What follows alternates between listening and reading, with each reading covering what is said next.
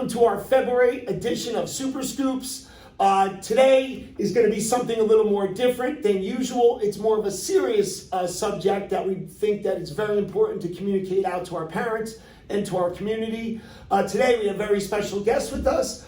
We have Kristen Ducker. She's one of our supervisors over at intermediate school. She also is a former guidance counselor and was one of our HIB, which stands for Harassment, Intimidation, and Bullying specialist a few years ago.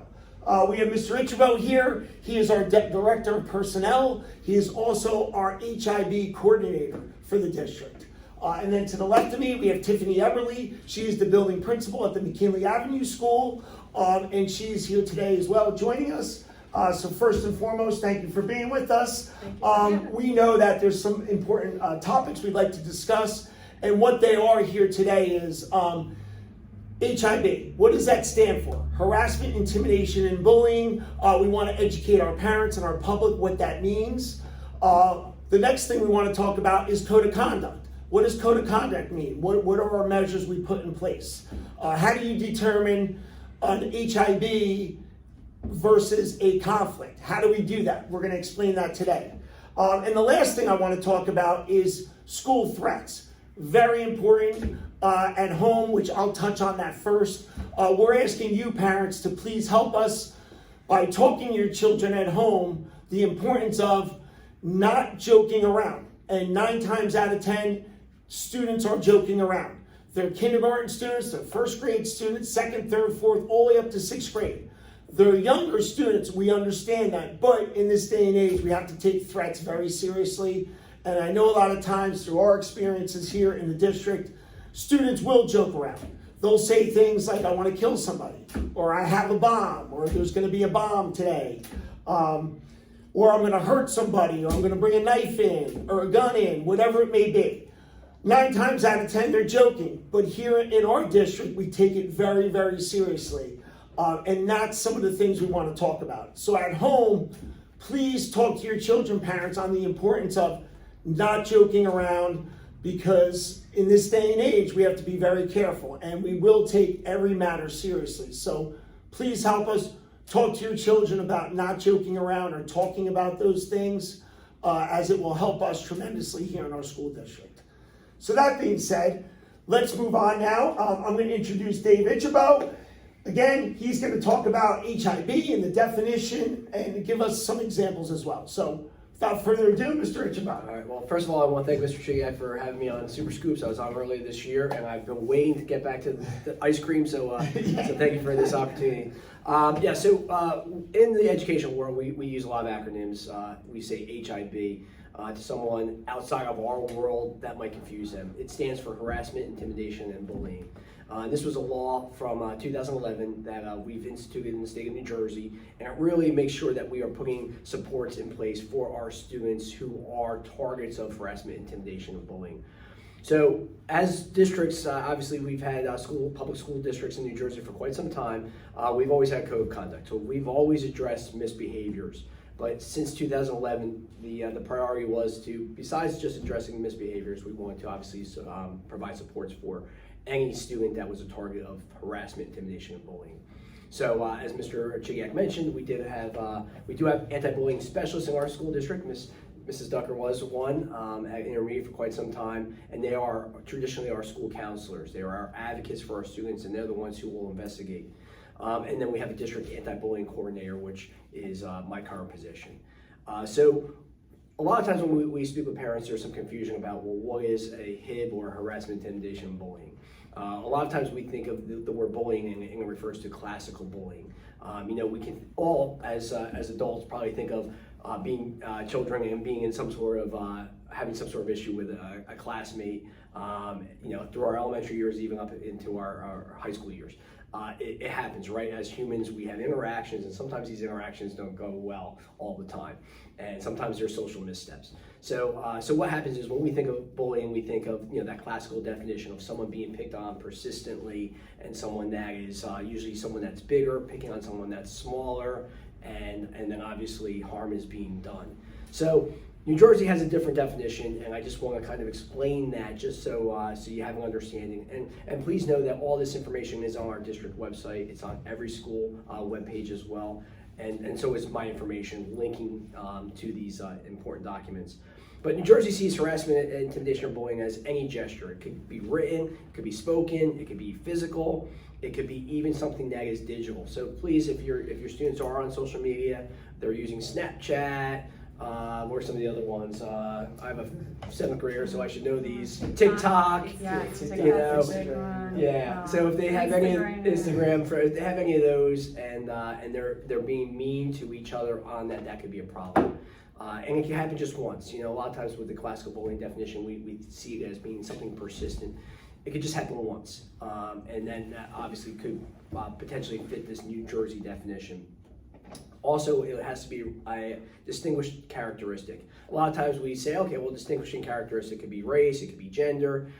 It really could be anything more than that. It could go beyond that, excuse me. It could be the new kid that has come into the school system. It could be the student that unfortunately can't kick the dodgeball straight during gym class. It could be the student that is really strong academically, or it could be the student that is struggling academically.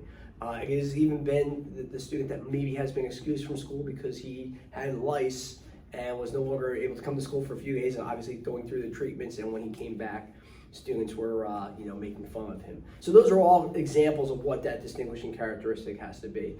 A lot of times we think of students squabbling and maybe saying mean things to each other, and that immediately is bullying. But we have to really look at the root of the problem. Is it because of a distinguishing characteristic, or is it because of a conflict or an argument? I don't want to steal anyone's thunder, because I know we're going to kind of talk about that a little bit more. But sometimes we see this happening at recess. We see students that are, playing in a heated soccer game, and then they come back into class and they're still mad at each other because someone scored a goal and someone missed a goal or what have you.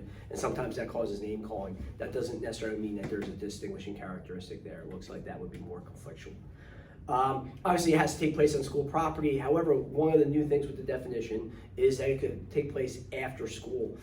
So typically, we would think, okay, bus stop, maybe on the school bus, but no, that even is through the weekends. That could be on a Pop Warner field, that could be a Little League field, that could be a sleepover.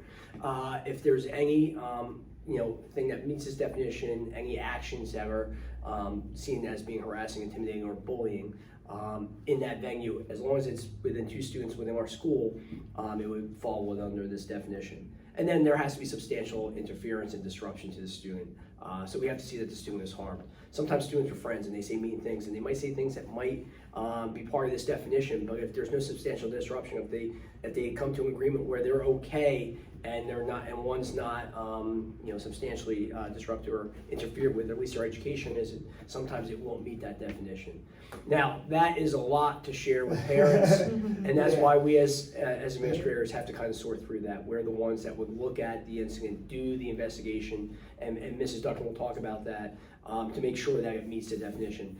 But I gave you a lot of information here. Please know that this can all be referenced on our district website. Right. And again, my contact information is there. And if you ever want to give me a call to discuss anything, you can reach out to me personally. Our building administrators are trained in anti-bullying, the law every year. Our staff is trained every year. So we have a wealth of knowledge, and obviously we would take you through it and explain it to you. Yes. And I think that's great. My piece. Yeah. Thank you, Mr. Ytreboe. Again, he is always going to workshops, always looking at the law, and we're always looking at the law. We're making sure we follow everything to the T. We take pride in that, and we think it's very important. And so, just to recap on the HIB, it has to be a perceived characteristic. Has to be on a school location, or it could be social media. It could be during the weekends. It all depends. The last part of that is if it interrupts the educational process for the individual or the school. Those are the 3 things that we look at. And like Mr. Ytreboe said, which was a very good point, it could be one time.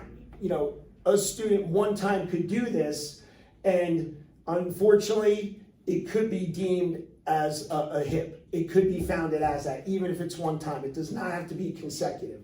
So it has to meet all 3 of those definitions. If it meets 1 or 2, that's not a HIP. That would then be a code of conduct. So we have to distinguish, is it a code of conduct or is it HIB?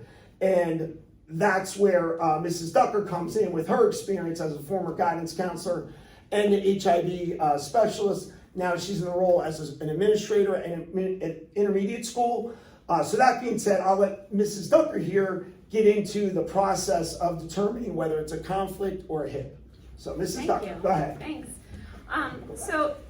Typically, and what I would share with parents is that, we always encourage you to keep open lines of communication with us at school. And so if your student is coming home and reporting an incident of something having taken place, whether it's in the classroom or, as Mr. Ytreboe said, over the weekend with friends over the cell phone, or, if there is an incident going on between your student and another child that is interfering with their school day, we encourage you to keep in communication with us and make that report to us at school. You could share that information with your child's classroom teacher, school counselor, building supervisor, or building principal.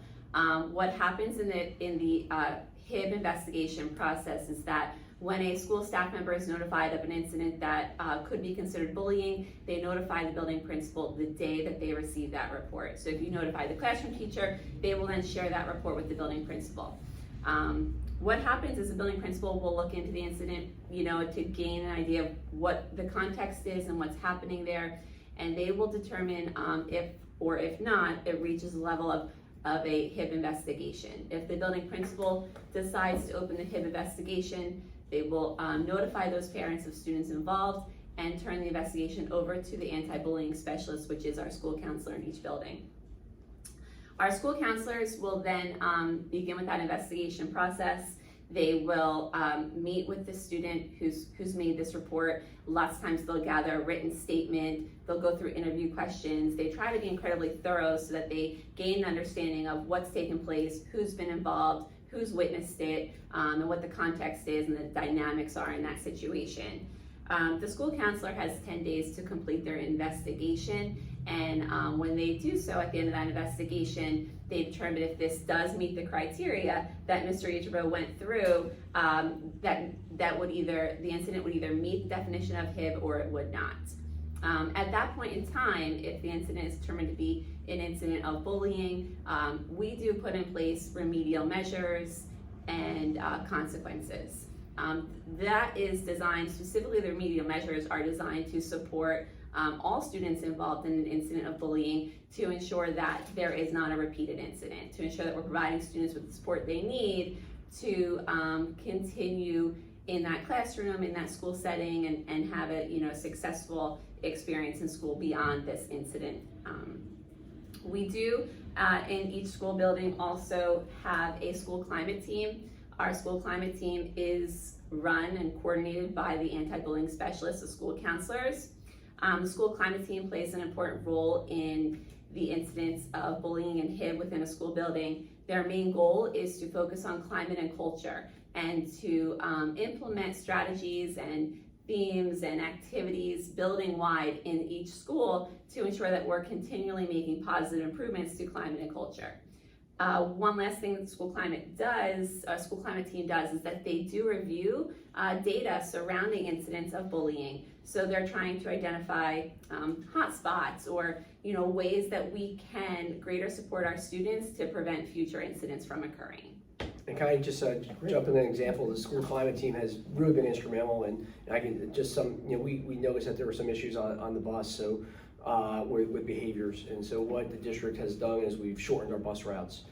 We said, okay, we looked and said, okay, some of these routes are a little too long, and that's maybe where some of the behaviors are coming. So we really worked this summer tirelessly to make more efficient routes, so therefore the students were on the bus for less time. We also noticed that issues at recess, and so we made sure that was shared with our CPAs, and we've created more organized activities at recess so students can be involved, but there's a little bit more structure there. And then also that has led to some programs that I know Mrs. Eberle is going to share, but that led to the bus up standard program, some of these programs that are really helping to reward students for doing the right thing and standing up for standing up to bullying or any misbehavior. And I know our school climate teams obviously collect this data. They meet. By code, they're supposed to meet twice a year. We meet 4 times a year, sometimes more than that. But that is a standard 4 times. So it's really been great. And I know Mrs. Ducker and Mrs. Eberle, who are at the building level, work tirelessly with their school counselors to bring that conduct, or minimize any of those issues with students.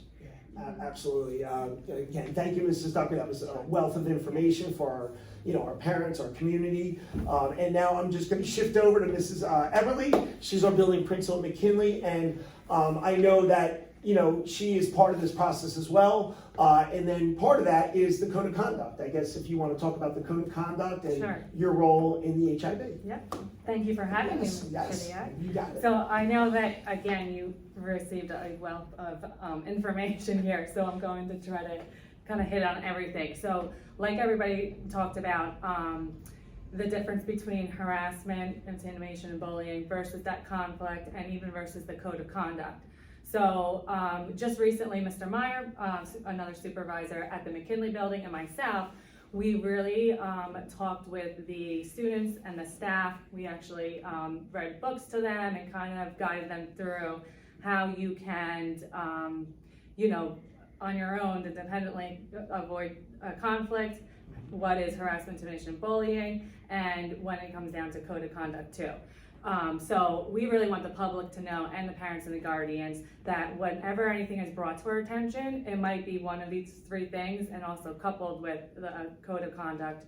But the children, students need to know that, something might not be conflict, that it is, a code of conduct, and there's going to be remedial measures that, Mrs. Ducker talked about, and punitive too. So we make sure we give both of those to really help the students make better, choices and decisions.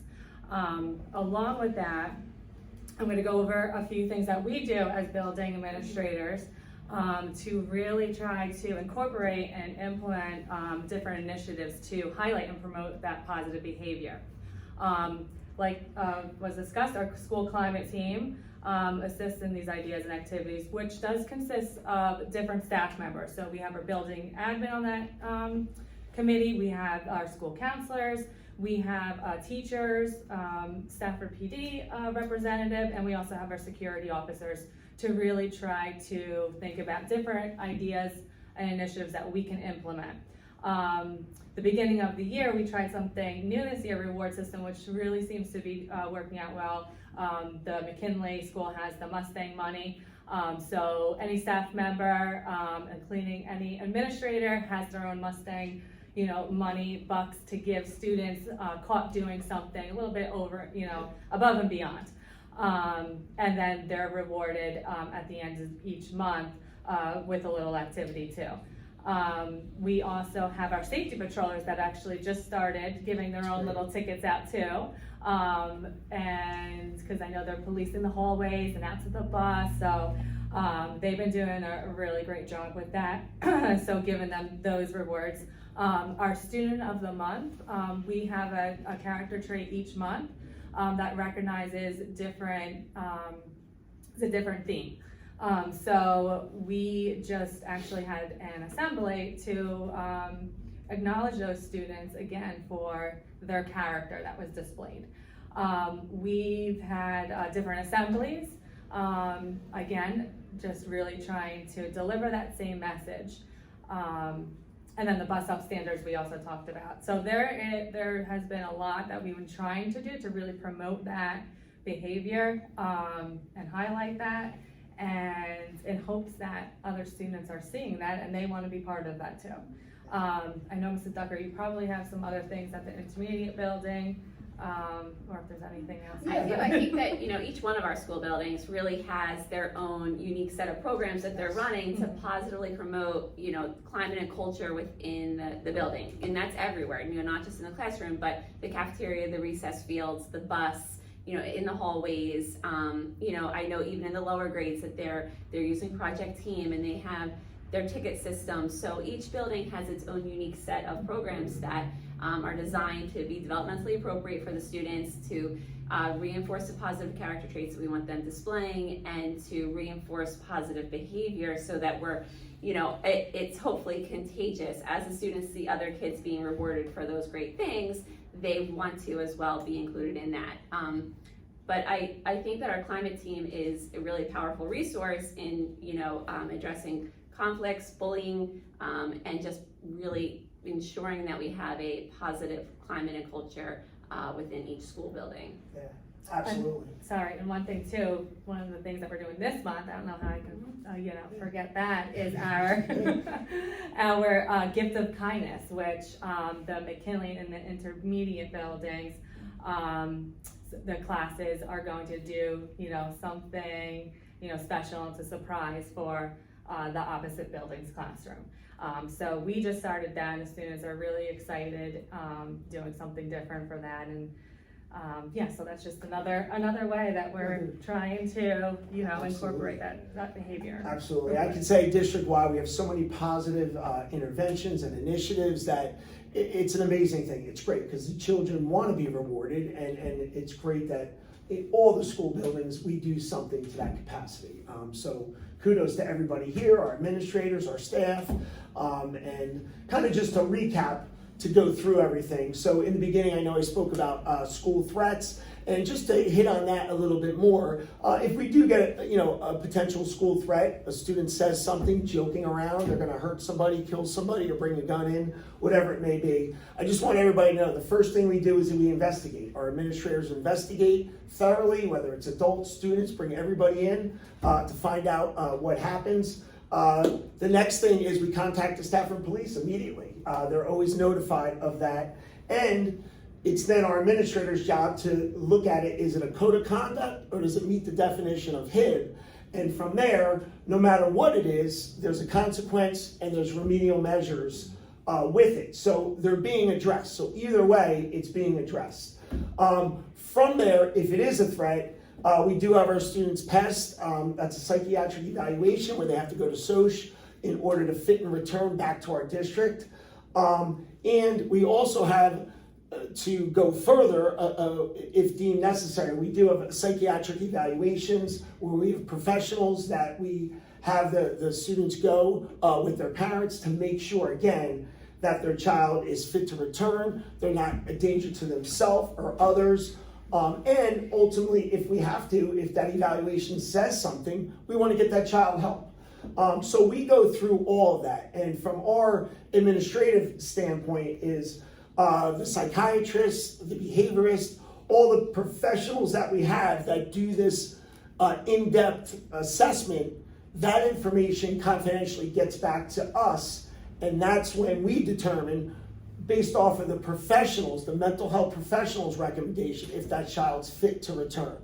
Us as school administrators, we're not that profession, so we rely heavily on that assessment, and then we take things from there. So know that it's unfortunate, but like I said, in this day and age, we have to make sure that even if it's the joking around, even if it's a first grader, we have to do that, and that's our protocol, and I think it's a good protocol, obviously.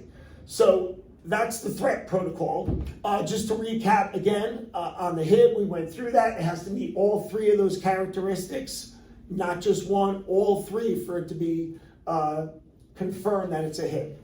And then the last thing is code of conduct. Like I said, our principals know if the code of conduct meets a certain criteria and they need to have a detention, in-school suspension, out-of-school suspension.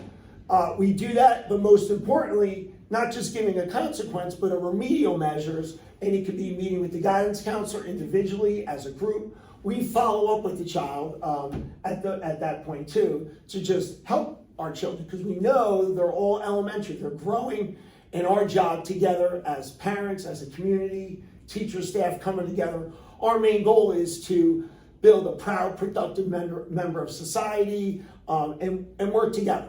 So at times, I know our jobs here could be very difficult. It really can, but we're doing it for the best interest of everybody in the district. And there's also a lot of confidential information. I know parents want to know certain things about certain students, or exactly what did you do specifically as it relates to a child.